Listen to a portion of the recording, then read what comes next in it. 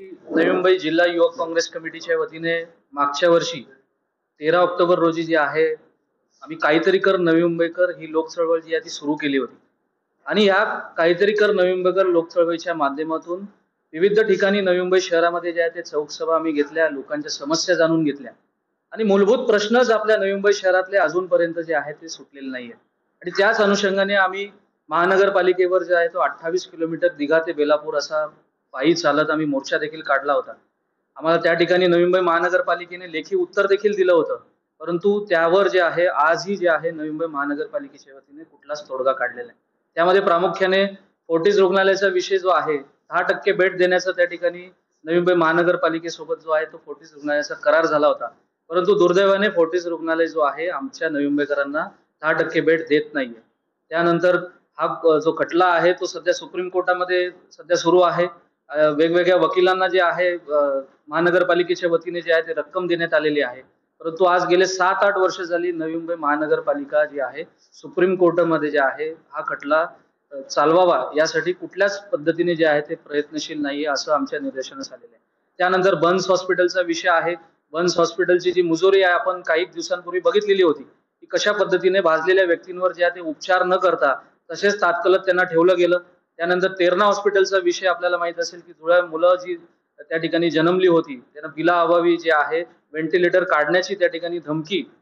तेरणा प्रशासनाकडून जे आहे त्या परिवाराकडे करत होते। दुर्दैवाने त्या ठिकाणी त्या मुलांच्या पित्याने जे आहे ते आत्महत्या देखील केली। सदर व्यक्ती ही नवी मुंबई महानगरपालिकेच्या सांस्कृतिक भवनामध्ये जे आहे ती सुरक्षा रक्षक म्हणून काम करत देखील होती आणि एकंदरीत ह्या आरोग्य व्यवस्थेच्या बाबतीत जे आहे एक खूप मोठा असंतोष नवी मुंबईकरांमध्ये। त्यानंतर पाण्याच्या बाबतीत आपल्याला माहिती आहे की नवी मुंबई महानगरपालिकेचं स्वतःचं धरण आहे। आम्ही फेब्रुवारीमध्ये जो मोर्चा काढला होता त्यामध्ये अतिरिक्त आयुक्त सुजाता डोळे मॅडम यांच्या निर्देशनास आणून देखील दिलं होतं की या ठिकाणी कुठेतरी पाणी चोरी होते, पाणी गळती होते आणि आपल्याला माहित असेल दुर्दैवाने गेल्या 3 महिन्यापासून जो आहे नवी मुंबई शहरामध्ये ते मोठ्या प्रमाणात पाणी कपात आपल्याला पाहायला भेटली होती आणि जर योग्य वेळी मोर्चा ज्यावेळेस आम्ही काढला होता, उपाययोजना केल्या असत्या तर आज पाणी कपाताची वेळ जी आहे नवी मुंबईमध्ये जी आहे ती आपल्यावर आली नसती। आम्ही आता देखील नवी मुंबई महानगरपालिकेचे आयुक्त कैलास शिंदे यांना विनंती करतो की आपण जे आहे आता पाऊस चांगला झालेला आहे, पूर्ण क्षमतेने मोरबे धरण भरत चाललेलं आहे, आपण ठोस उपाययोजना करावी, अन्यथा पुढच्या वर्षी देखील जे आहे नवी मुंबईकरांना पाणी कपातीला जे आहे ते सामोरे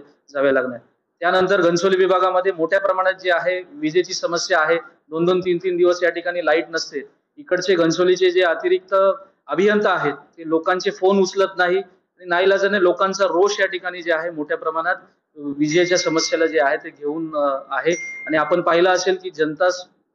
या ठिकाणी जे आहे मोर्चा काढत आहेत आणि या ठिकाणी जर या ठिकाणी लगेच लक्ष घातलं नाही तर निश्चितच मला या ठिकाणी उद्रेक या ठिकाणी लोकांचा आपल्याला पाहायला भेटेल असं मला या ठिकाणी सांगावंसं वाटतं। या एकंदरीत सर्व मूलभूत प्रश्न जे आहेत आपल्या नवी मुंबईकरांचे यांना घेऊन जे आहे येणाऱ्या काळामध्ये काहीतरी कर नवी मुंबईकरचा दुसरा भाग म्हणून नवी मुंबई जिल्हा युवक काँग्रेस कमिटी जी आहे